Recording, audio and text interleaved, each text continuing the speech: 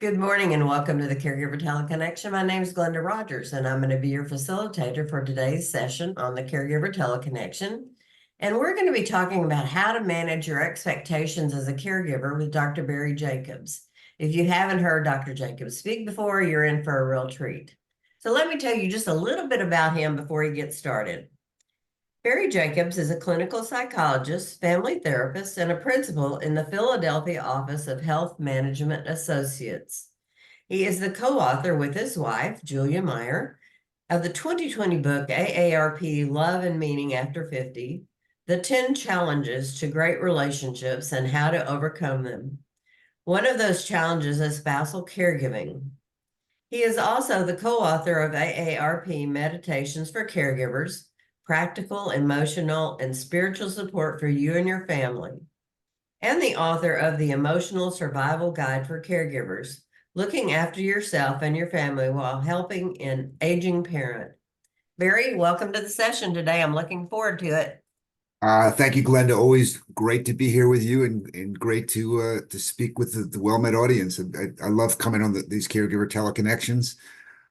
So you heard Glenda present a few things about me, and if you've heard me speak before, you know a couple things about me. One is that the books and the background as a psychologist aren't nearly as important as the fact that I too was a caregiver for many years, 7 years to be exact, caring for my mother and stepfather, both of whom had dementia.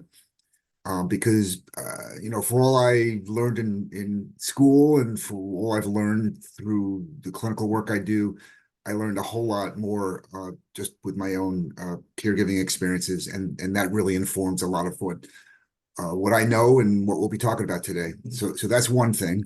The second thing is I really like when this is more of a conversation than having me lecture. And so as you'll see as we go through the presentation, there are lots of questions, and I'm hoping that you'll feel free to put something in the chat box or even unmute yourself and just share your thoughts. Because this question here that we have today, that this presentation is on, how should you manage your expectations as a caregiver? I don't think there's a right answer. And it's not like I'm going to make believe that I'm going to tell you exactly how you should manage your expectations.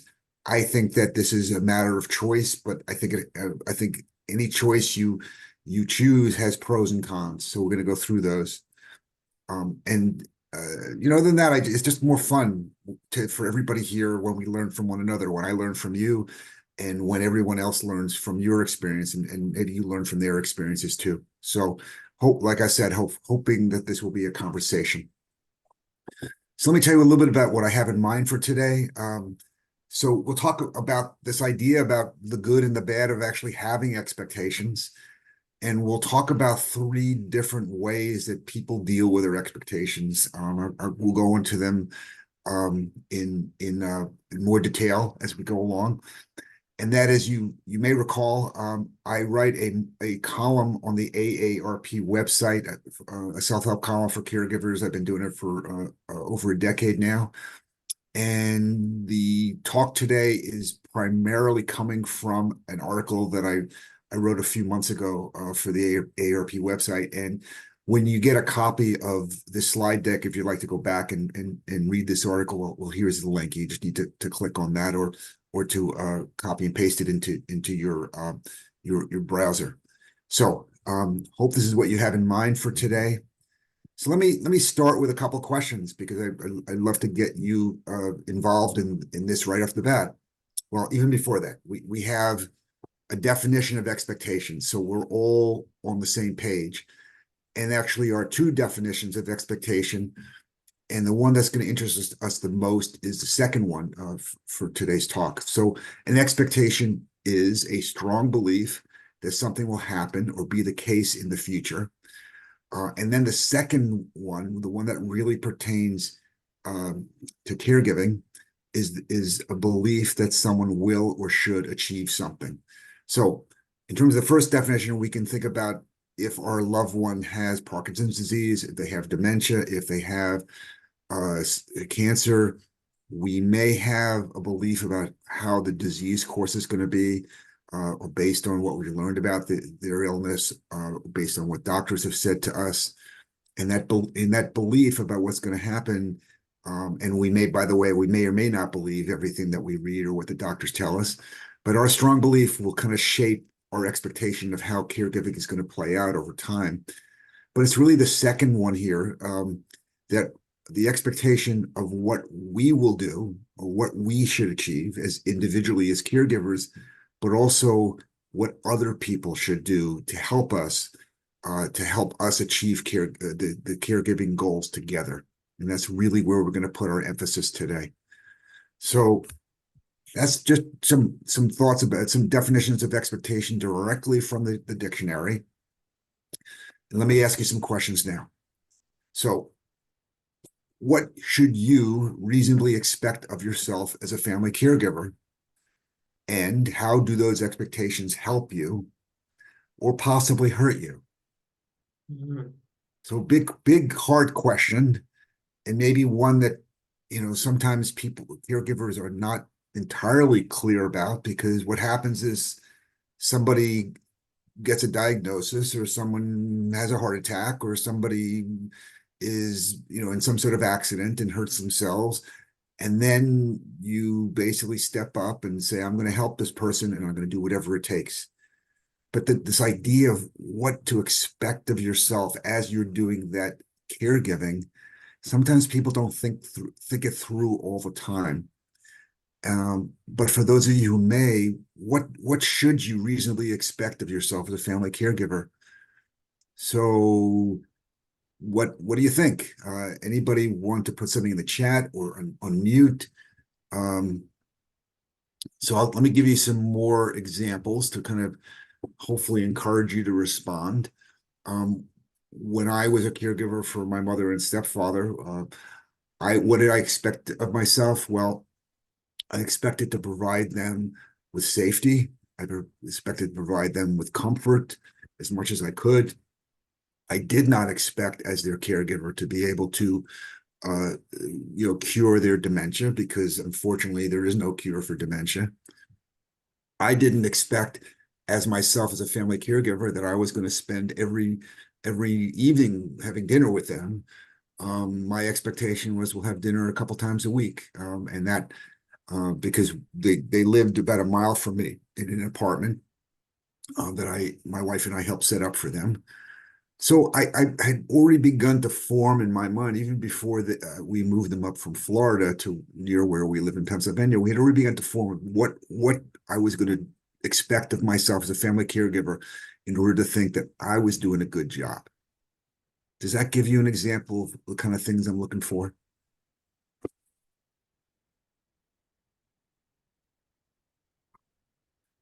So anybody want to take a to try to answer this? So Glenda has put into the chat that she expects of herself that she would educate herself about the illness that is affecting the person for whom I am caring. I think that's a really great answer. I think that is an expectation. Does someone have unmute themselves and want to say something? Yes, that would be me. I know for me, when it comes to my parents, my expectation is I'll just have to drive them to the doctor's appointment every once in a while whenever they're just feeling bad. And that's all I have to do. Reality is something different. Okay, so there's a difference between what you expect of yourself, Minerva, and then actually what your parents may need. We're going to talk about that gap there in just a second. I do see a couple of comments in the chat, and I really appreciate the fact that you guys, it looks like Pamela Dennis put in some comments. She said, my mom is 89 years old and has dementia. We have a caregiver in the house during the day, and we have her after 5 p.m.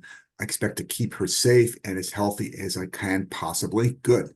We want to make sure she feels safe and loved. Pamela, or Pam, whatever you prefer. Those are excellent. I mean, those make a lot of sense. I think a lot of people feel that way. Anna says, to maintain my sense of self, even if the parent-child relationship is changing. Anna, that's really interesting, what you expect of yourself. So do you do you mind unmuting and talking a little bit more about it? And the answer could be yes, you do mind, because I can be a little No, go right no, ahead. I don't mind. I just think it's hard when you start to take on the role of, you're helping a parent with bathing or feeding, managing their finances, and it's kind of taking over the role that they had in your life when you were younger. And when you take that over for your parents, or um, it can change the way you feel about your relationship. It can change the way you feel about yourself. Um, I I don't know. I guess I just you start to become so involved in the caregiving aspects that because you're caring for a parent or a family member, that you maybe lose track of the things that are important in your life as well. And obviously there's just a lot going on in that type of relationship, and it's dynamic and ever changing. And so just making sure to keep track of who I am throughout the process. Interesting. And I really, first of all, I appreciate your bravery and sharing. And secondly, you speak very well, and I appreciate your thoughts. So you have expectations for actually that self-care, protecting yourself is part of your expectations for yourself. Yes.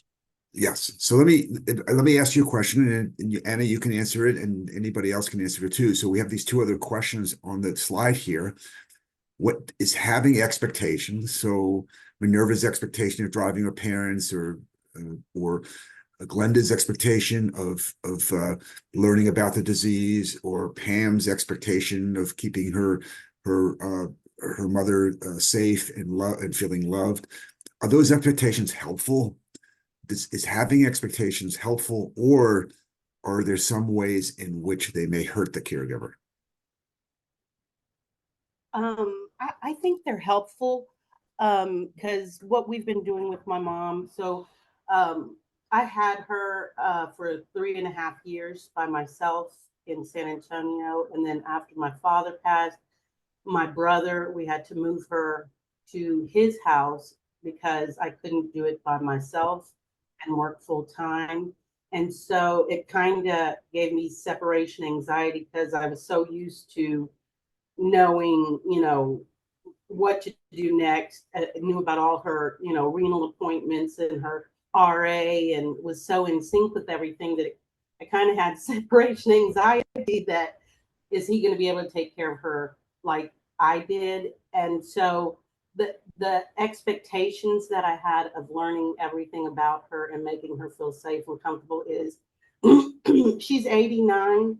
Um, but there are times that she is coherent. And if one thing I've noticed with her is she does not want to be treated like a baby. And so what I do is I let her make decisions. I ask her, Mom, is it okay, if we do this? Do you want to, I let her have input. I bring her clothes to fold, and it makes her feel needed and like she has a purpose in everything. And sometimes she calls me, her sister and everything, because we have a family resemblance to some of her siblings. And so my brother may be her brother Mason, and I'm her sister Tessie, and my other sister is Mildred, and stuff like that. And so my siblings who have not been around her consistently for the last 4 years in this condition are struggling with, come on, Mom, you know who I am. And I'm like, she's got dementia, you guys. It's going to come, and it's going to, because sometimes by them not knowing, they think she's playing a game, and she's not. It just comes and goes. And so I think that the expectations may hurt me because I have a hard time letting go. Even when she's not here with me and she's at my brother's house, we've started rotating her and stuff so that the caregivers can get a break. And so my brother will have her for 2 weeks. I'll have her for a week. My sister just started the rotation, and she's learning. But when she's not here with me, I get nervous and worried, and I do check-in calls, and I'm trying to learn to let them figure it out. Okay. And in a sense. Yeah. Is it, by the way, is it Pam or Pamela? What do you prefer? It's Pam. Pam. Okay. Pam, you said a lot of really important things, including expectations for yourself, but also expectations for your siblings. And that is, I think, is what most caregivers have. We have expectations for ourselves, and maybe those are, the standards. Another word for expectations could be the standards we set for ourselves of what we think that we ought to do, in order to feel like we're doing the job that we're supposed to do. And so those I think help us, except, sometimes if we expect too much of ourselves, as Anna points out in the chat, sometimes it could also hurt us. So if you, for instance, expected yourself to continue working full time and taking care of your mom, and if you couldn't do that, then if you got, and I don't know what this transition was like for you, but if it was at the time that your mother moved to your brother's house, whether you felt guilty or not, but that maybe you felt like you were letting your mother down, that would be an expectation that would probably, be a little bit too critical, a little bit too harsh, and you'd be kind of coming down on yourself unnecessarily. So there's a so we're going to talk about, just a couple of other things, Pam, not just about expectations for ourselves, but expectations for others in a moment. I did want to just make sure we got to some of the other comments in the chat. Thomas says, I had to reevaluate my expectations as they have changed as my mother's Alzheimer's has changed over the years. It started off with less expectations, but recently, as it has progressed more quickly, those expectations and responsibility have increased. And I think that, Tom or Thomas, that's pretty common, especially with dementia, that what we ask of ourselves, our expectations of ourselves, increases over time because the need increases.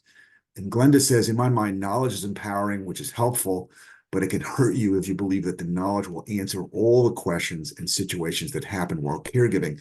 Knowledge is just one of the tools in the toolbox. And I agree with you, Glenda, because we don't know everything, about dementia. We don't know everything. We don't have a crystal ball and know exactly how things are going to play out for someone with dementia. And so we try to arm ourselves with as much knowledge as we can so we can kind of get the general lay of the land, but that's not exactly knowing, exactly how things are going to go. And Pam, says, unfortunately, I did feel guilty. And I would say, Pam, your mother was very, your mother, you're very good to your mom, and your mother has been very lucky to have you involved in her care. And the fact that you took care of her by yourself for 3.5 years is extraordinary. And I mean, I don't think you have anything to feel guilty about, unless of course your brother's doing a bad job. But if he did doing a bad job, my guess is you would have stepped in and really done something to make sure your mother's well cared for. So, thank you for these comments. I want to go on to the next slide, because the next slide is about, probably not surprisingly, what are reasonable expectations of others? What are reasonable expectations you would have of a sibling? And what are reasonable expectations you would have about other family members? What are reasonable expectations you might have of neighbors? What's worth, what kind of standards do you have for them? And then again, do those expectations help or hurt you? And when people don't come through, how should you handle it? So again, big questions here. Anybody want to take a try at some of these about what you expect from others? And it says maybe not equal responsibility, but equitable responsibility. I like that distinction you're making, Anna, when you want to describe in more detail what you mean by the difference between equal and equitable responsibility. Sure.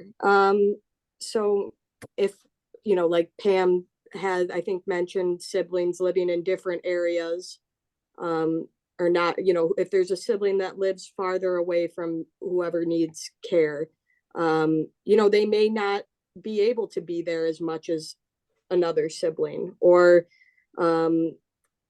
maybe they just have different things going on in their lives that they can't be there as much as maybe another person can. And I think it's kind of like in a relationship when you're married. Sometimes you take on more of the household responsibilities than your partner. And then other weeks they're taking on more responsibility. It's what each person can handle and give at that moment. And it changes and fluctuates. And that's what I would hope to reasonably expect from my siblings.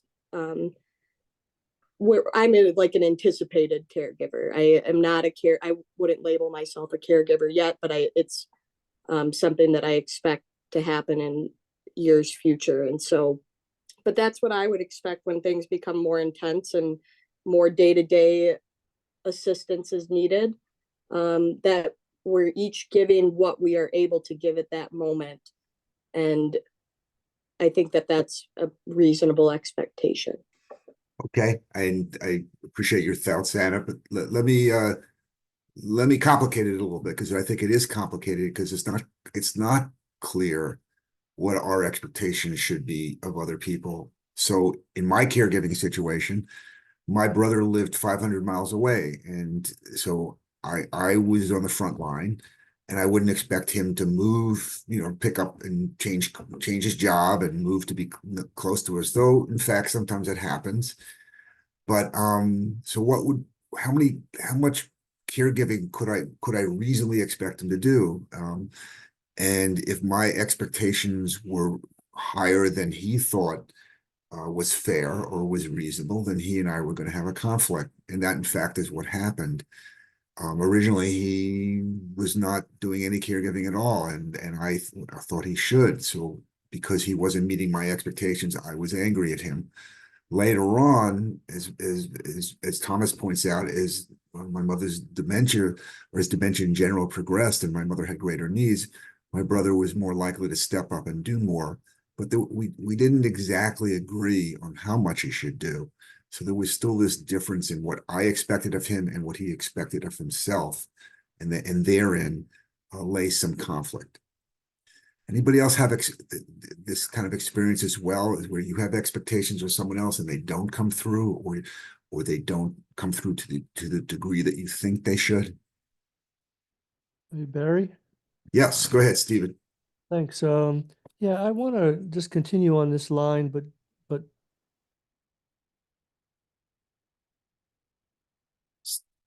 Stephen, I don't hear you. Kind of faded out there.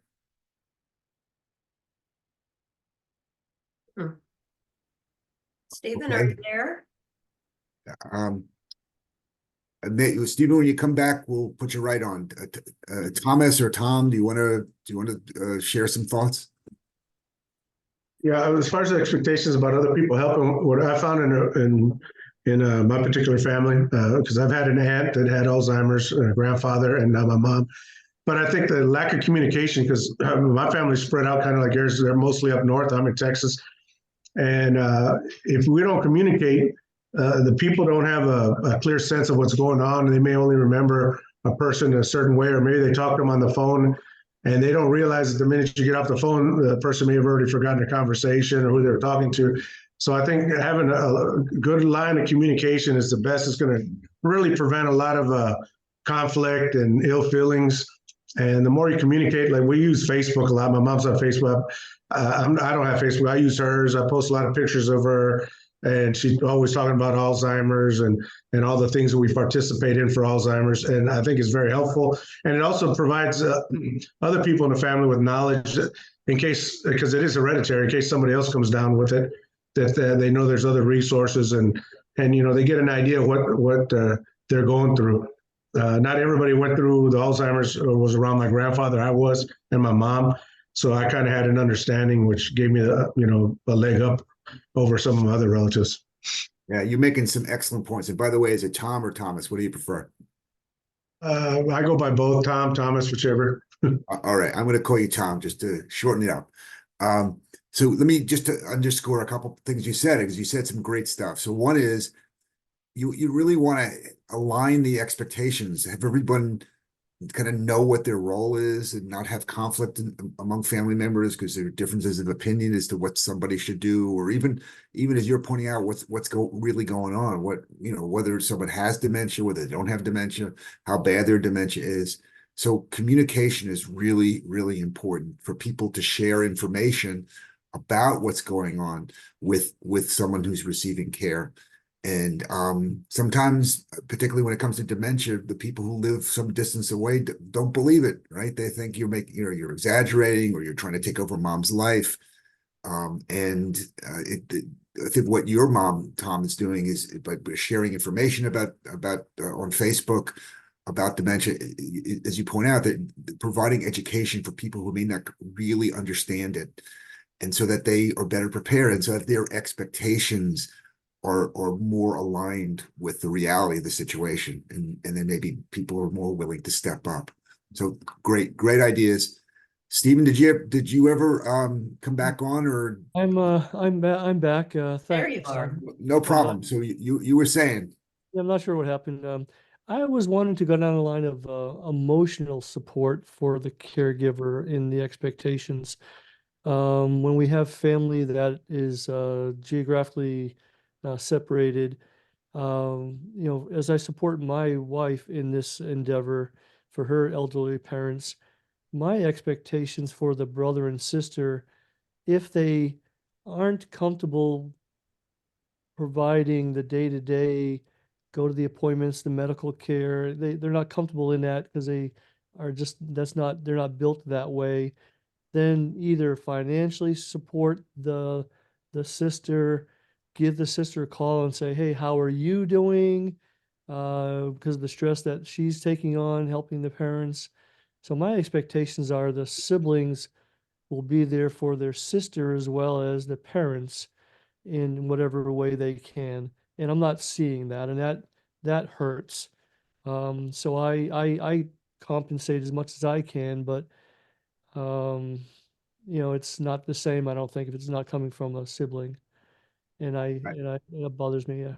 Yeah, no, I hear you, and it does hurt. What I hear you say is that it's not, and Anna said this earlier, it's not realistic to expect that everyone's going to step up and do exactly the same thing, because as a number of you have pointed out, family members live different parts of the country, and it's just not realistic to expect that someone's going to be driving someone who needs care to their physical therapy appointments all the time. That's just not possible. But what I hear you saying, Stephen, and if you go by Steve, just let me know, is Fine, that, yeah, but that everybody should step up and do something, do what's within their capabilities, depending on what their circumstances are, depending on where they live. And if they can't be there on the front line to do the hands-on work, well, they can send money, or they can call up on the phone and provide emotional support. But that they just because they're some distance away doesn't mean they should do nothing. It just means that something that they do may have to be tailored to their circumstances. Am I understanding you correctly? No, you're spot on. My further concern, and I went through this, and I've seen it in a lot of other families. When my parents died several years ago, there was a lot of resentment after the fact, so to speak, of what, why didn't you do this? Well, when I see what's going on now on my wife's side of the family, unless people have a skin in the game and they're all participating to whatever level they can participate, then they don't really understand what's happening. And I see trouble down the line with the remaining siblings' relationships because of there may be some resentment later on, well, hey, I did all this and you never even tried to help. So uh, that I see that linkage coming down the line. I agree with you 100%. And I've seen it many times where those resentments carry over and affect the relationships among the siblings forever after, even long after the parent has died. People remember who was there in mom's hour of need and who wasn't. And the people who weren't there in mom's hour of need because they were quote unquote too busy, or they didn't have a good relationship with mom, whatever the reason, the other siblings who were doing the caregiving, as Minerva just pointed out in the chat box, they don't forget. And they don't forget, and they don't necessarily forgive. And it does affect those relationships. And along these lines, unfortunately, I see Wendy has put in the chat, I quit trying to get my siblings to help. I was getting disappointed with their lack of engagement. They just assumed I got it, even when I was clearly asking for help. So I'm so sorry to hear that, Wendy. And maybe what Steve just said about feeling some resentment afterwards, maybe that's going to affect your relationship with your siblings unless they find a way to step up. So let me go on to the next slide, because what I'd like to do in the next 3 slides is just talk about 3 potential strategies for handling expectations for others. And I just see one other comment here. Tom says some of that may be denial and refusal to accept the gravity of the disease. You're absolutely right. I mean, sometimes it's just too sad to think about a family member having dementia and people don't want to deal with it. So they try not to think about it, and they try to stay away so that they don't have to, expose themselves to the fact that someone is in fact changing because of dementia. And that's very sad. But their difficulty accepting what's going on doesn't mean that they should abandon the person who's being affected or the family members who are actually doing the caregiving, in my opinion. But let's talk about 3 strategies. All right. So I'm sorry, I forgot about this slide. I think we pretty much covered this, that there's good and bad of having expectations. The good is that it does set certain standards for ourselves and others. It kind of gives us some guidelines by which we are going to assess our own performance. If I had set as an expectation for myself that I'm going to make sure mom is, as Pam said, is safe and feeling loved, and she doesn't feel safe and she doesn't feel loved, then maybe I'm not meeting the expectations I had for myself, and that therefore I'm not meeting my own standards, and maybe I need to improve my performance. So one good thing of expectation is it may help us really strive for doing better. The bad part of having expectations, and this is really when the expectations are set too high, that if we don't meet our expectations because we've set them so high, we're disappointed in ourselves, we're disappointed in others, and that sometimes if we set those expectations to an unrealistic level, then may create more pressure on ourselves, more pressure on other people, and more self-criticism or criticism of others. And so expectations are only as good as how reasonable and realistic they are, because when they're set too high, like if I expected my brother to drive 500 miles to see my mother every weekend and then turn around and go back home and work his job, I would be setting the bar so high for him, he couldn't possibly meet that. And I would be setting myself up for disappointment with him. I would be setting myself up for having conflict with him. So that would be an expectation that wouldn't be fair to him, even though at the time I had it, maybe I thought it was fair. So there's good and bad of having expectations. One of the things I heard Wendy say, and I want to kind of pick up on this, is there are times when other people, maybe especially siblings, are not coming through. And you basically say to them, you decide that you're going to bare your soul to them. So you say to them, I'm not doing well. This is really hard. This is overwhelming.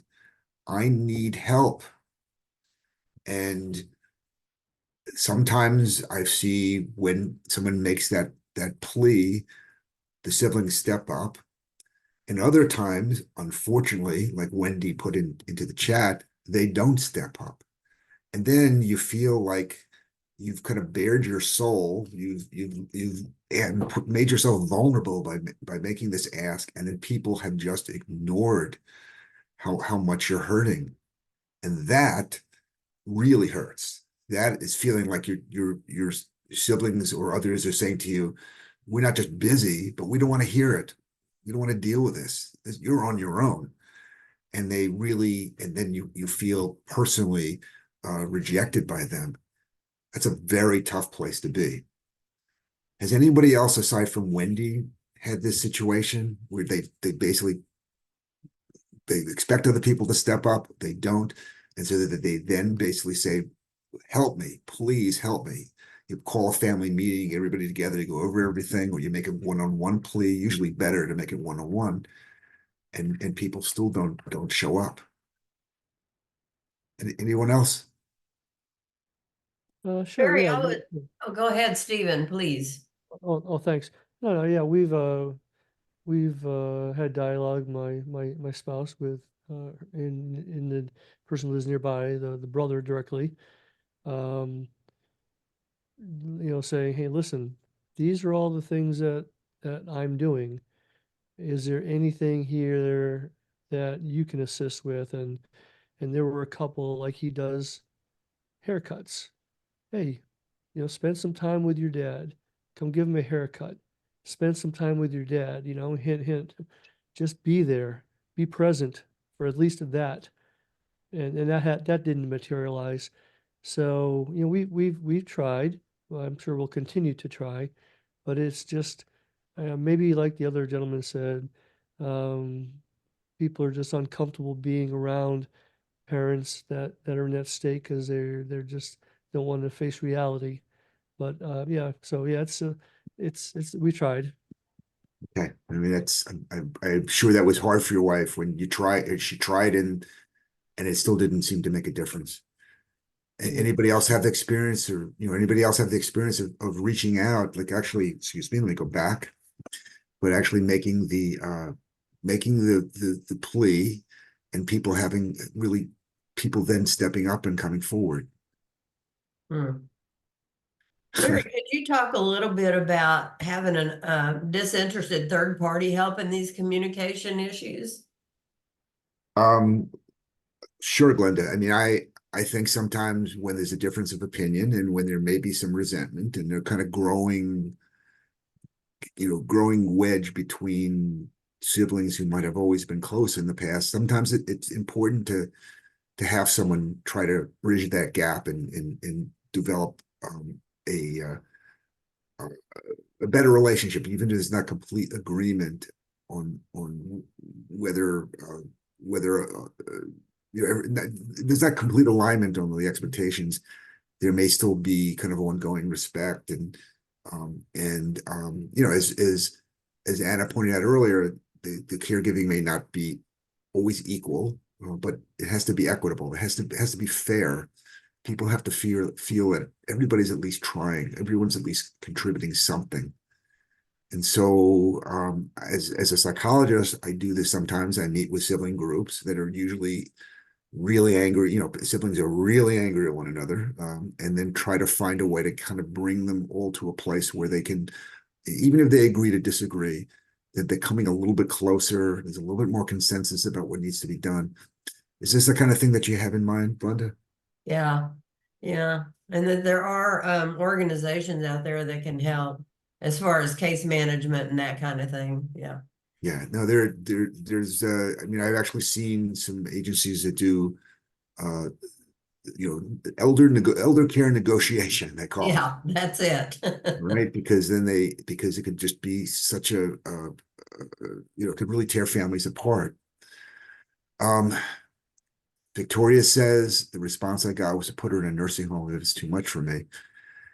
And I don't know if that was if that felt like a rejection to you or whether it felt like they were being caring to you, Victoria. And it looks like Wendy got the same response. Did it feel like people were listening to you and saying, well, we care about you, therefore we want you to get some help? Or were they saying to you, this is on you. You got to figure this out on your own. Don't come to me for help. Yeah, I see we have three people here: Victoria, Wendy, and Pam, who all think that and Pam says Wendy says they didn't want to be bothered. So Pam says, well, one of four siblings said put her in a nursing home, and I hope the other three were a little bit more sympathetic. But what I'm hearing is you make the plea, and there have been a lot of times when you have felt rejected, and someone telling you, well, just put her in a nursing home. That's not helpful, right? Especially if they know you're not going to do it. If they know maybe it's not financially feasible to do, they know that your parent doesn't want to go into a nursing home. Basically they're rejecting your ask there, and that's very sad. Let me give you another option here. So here was something that was in the article that I wrote that I mentioned.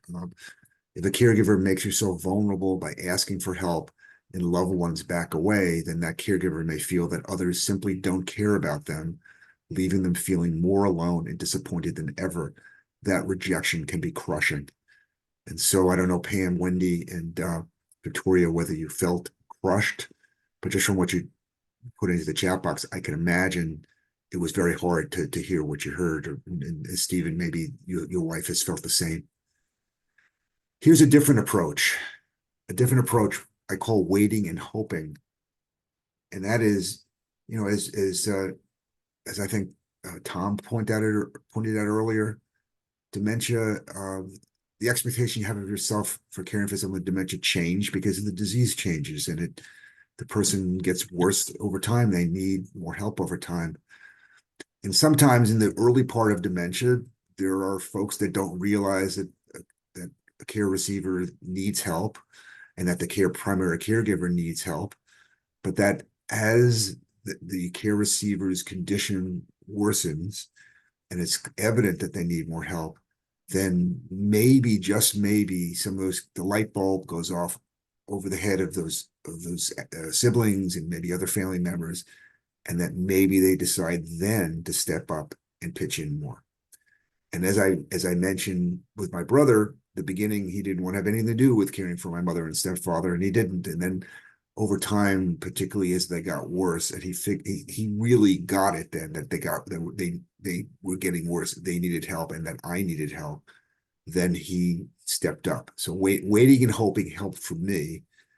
Has anyone else had this experience of waiting and hoping that they'll change their mind and come to the fore?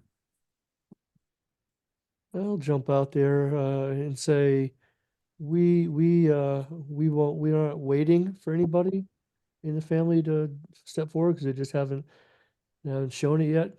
Hoping isn't really a strategy. Yet we will continue to pray for them that they will see the light. And maybe as situations change, or just maybe they'll see it in some other venue, it'll light bulb will come on. So we're not waiting for things to get done for anyone because sometimes there's no time. We have to plan now and prevent now. Hoping, hope, pray, we'll see. Well, I'll hope for you too, and I'll pray for you. But what I'm hearing is you're not putting a lot of stock in the hopes. You haven't seen it. No, my wife grew up with these brothers and sisters, and I've known them for years. And anyway, people's colors don't change unless something personal hits them. And I don't know how much more personal it could get if it's a parent, but we'll see. But no, I don't put a lot of stock in it.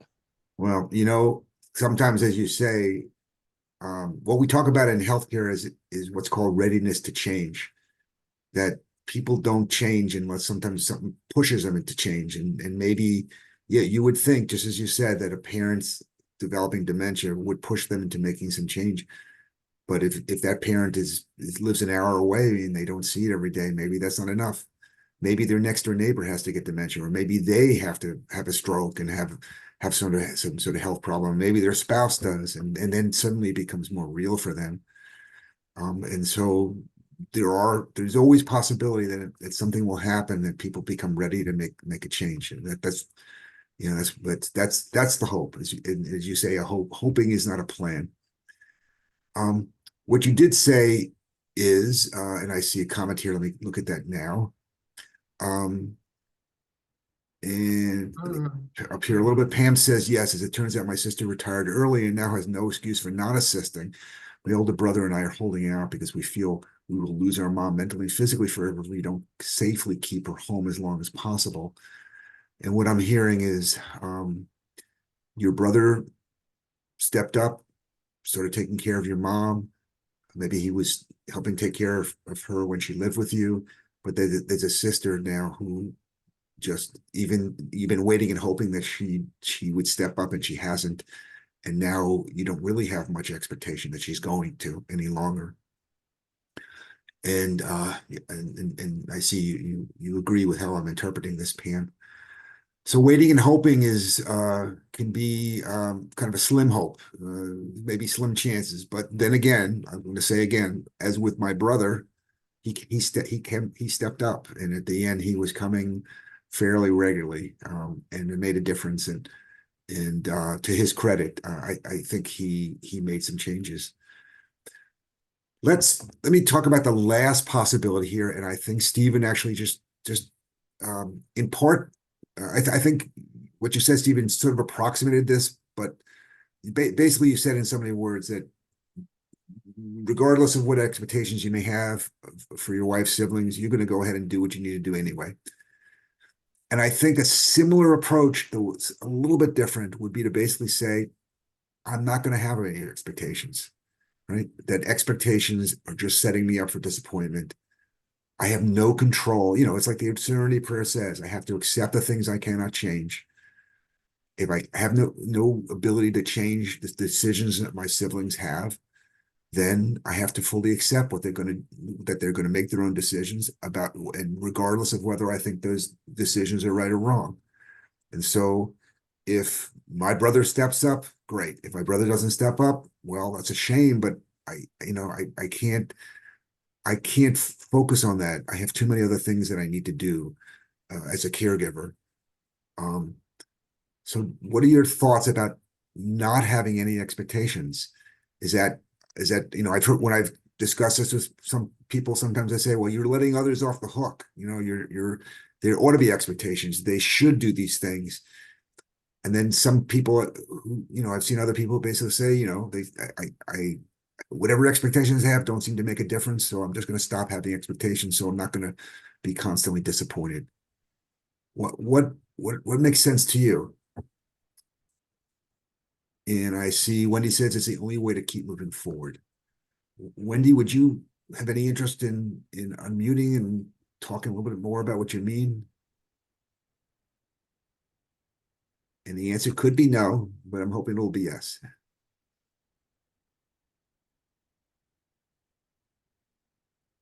Okay, I'm not going to put you on the spot any longer. Pam says, I agree. My older brother and I are going to do what we have to do, no matter if the other two, whoops, I just lost you there, Pam. 1 second. Whether the other two siblings find a way to help. So Pam, sometimes that's a kind of a sad thing, but it's a kind of a sad acceptance of the reality, and then you go forward. And maybe you just don't worry so much about what they do. Victoria says, I am just about there and also admit that I just don't want to spend the energy. That became my choice, my way of regaining some control, perhaps. I think that's a very viable way of becoming, of exerting some control. Because again, you have the power to either have expectations or not. And if you don't have expectations, then you don't get disappointed. Tom says most people who are not caregivers don't really understand the difficulties and the patience needed until they have walked a mile in the caregiver's shoes. I believe this is a reason for most people not helping to their extent possible. I say this so if you are having a problem with a sibling, ask them to come spend a day or weekend with your loved one. It can change their view. And I like that a lot, Tom. I think that makes sense. I think when, sometimes the light bulb doesn't go off until they actually have experienced it. And that means not, as you pointed out before, or someone pointed out before, it's not having that 15-minute phone conversation with somebody. It's actually spending a weekend with them when the person who's suffering from dementia can't cover up for a whole weekend some of their cognitive deficits. They can get away with it for 15 minutes, but they can't do it for a whole weekend. And then the person, the sibling realizes that how serious the situation is and the fact that they need to step up. Julie says, I agree with this approach after trying to get my sister's involvement for many years. Thankfully, my brother and I are in sync on assisting my mother. And it sounds like, Julie, like Pam, you have a sibling who is working with you and one who isn't, and then you have to just be thankful for the one that you have.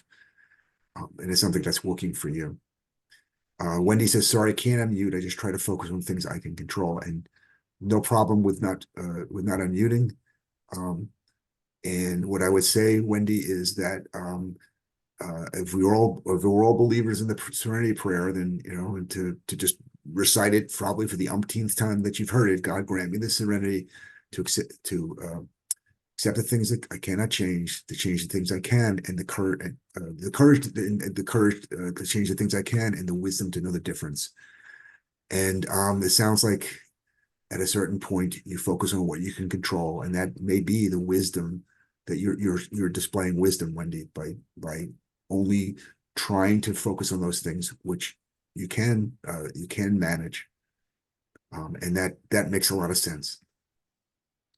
So I just want to kind of show one more slide and then just open this up for any discussion that people want to have.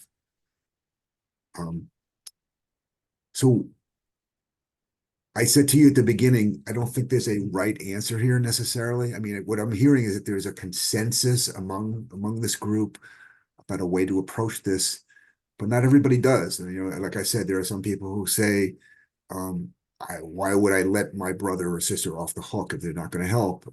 I'm not going to, you know, I still belong strongly. I still believe strongly they should be here, and I'm going to hold it against them if they're not here. But here's a question that I leave at the end of the article I mentioned. Will having expectations as a caregiver lead you to more self-advocacy, you know, really standing up for yourself, or lead you to greater emotional pain? And which do you choose? And what I heard so far from Wendy and Julie and Pam is you just accept the inevitability that some people are going to step up and some people are not. You could always, you know, if the people who are not stepping up change their minds and decide to step up, well, so much the better. Or if as Tom recommends, those people really have an extended period of time with a person who has dementia, they really come to understand what's going on and what the needs are, and then they get it and they step up. So much the better. But if not, then you just have to go forward. You just have to really find a way to control what you could control, as Wendy says. And Tom says, I think having accurate expectations will make it easier to move forward. Having unrealistic expectations will hold you back. And I think that's exactly right, Tom. And the problem here is it's not always so easy to figure out what's realistic and what's unrealistic. Sometimes you think that, or you know, you think that something is accurate or is realistic, and then the person who you're dealing with says, no, that's not realistic for me. And then you're left in this position of having to try to persuade them or try to just accept that this is in fact the situation. Victoria says, I had to stop spending energy there and work on my own mental health and coping. That makes a lot of sense, and I'm hoping that's working for you, Victoria. And Tom says, no one is perfect. Take it easy on yourself and others. And what I would say, Tom, is, you know, you have, I like that approach. As a psychologist, I think that when people are too hard on themselves and too hard on others, it doesn't usually lead to them feeling happy. And in fact, what you say is true. No one is perfect. It is very difficult. I think the Serenity Prayer is a very difficult way to live. I think it's one of the wisest things I've ever heard, and accept the things you cannot change is a very difficult thing to do. And if you're able to do it, man, more power to you. I know in my life, I haven't found it easy to do. I see another comment here. This is from Victoria. I also realize God didn't give everyone the same spiritual gifts, and sometimes you were chosen for a reason and others are not. And I think, Victoria, that's very powerful, and I appreciate you sharing that. And there are people, you know, another way of saying this, and I've heard this many times, is there are people who are cut out for this, and there are people who are not. And I see a comment here from Glenda. It says, if you feel you could benefit from help from an outside entity, you can locate a care manager through this national source, aginglifecare.org. You can also contact our customer service representative who can speak with you about WellMed's Caregiver SOS program. And there's a phone number there. And they could also reach out to your area agency on aging. So all great ideas. I am going to stop sharing for a moment, and looks like, did I miss one? And Tom says, I believe that comment is correct. Some people are natural caregivers and others are not. And just like some of us are natural cooks and others are not, and some of us are natural baseball players and others are not. And what I'll go back to doing, though, is saying what Stephen said earlier, and that is, if you don't have a talent you don't have the patience for caregiving, there's something else you can do. Perhaps maybe send money, or send make a casserole and drop it off. That even if you don't have the ability to do the hands-on work, there may be other things that you have talents to do and the capacity to do. And I would hope that in every family that everyone contributes in some form or fashion, depending on their abilities, their availability, and can have, and so nobody feels like that they're being abandoned by others. Jenny says it takes willpower to want to do something, whether a natural or not. And I agree, Jenny, that someone has to decide it's important enough for them to commit time and energy to do this. And as Julie points out, and I think Julie is actually validating your point, Jenny, I am not a natural caregiver, but had to learn to be one. And what do they say? Necessity is the mother of invention. Sometimes the need that someone we care about has forces us or compels us to learn things that we didn't know and do things we never did before. And Julie, you have been willing, as Jenny points out, willing to take on those challenges, and I imagine over time to have mastered them. So I'm going to.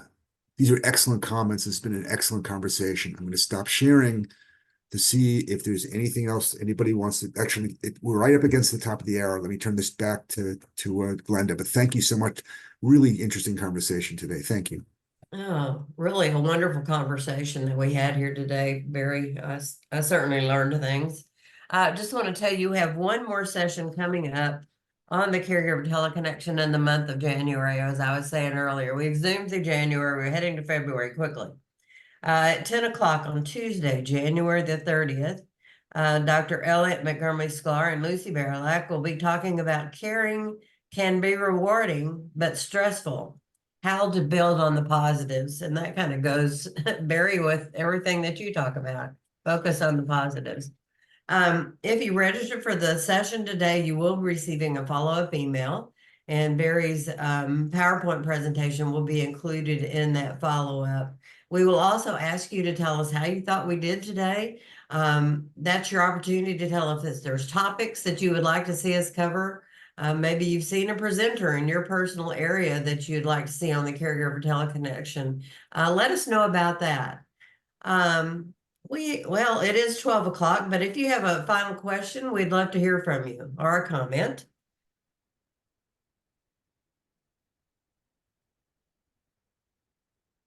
Well, okay, Barry, you have final words for everybody today? Well, again, thank you all for really some very thoughtful comments and questions, and this was a really rich discussion today. I'm very grateful for all of you, and keep up the good work, and thank you too, Glenda. No, you're welcome, Barry. I look forward to our next session together. Thank you, everyone, and join us again on the Caregiver Teleconnection. We look forward to talking to you. Bye-bye. Bye-bye. Thank you.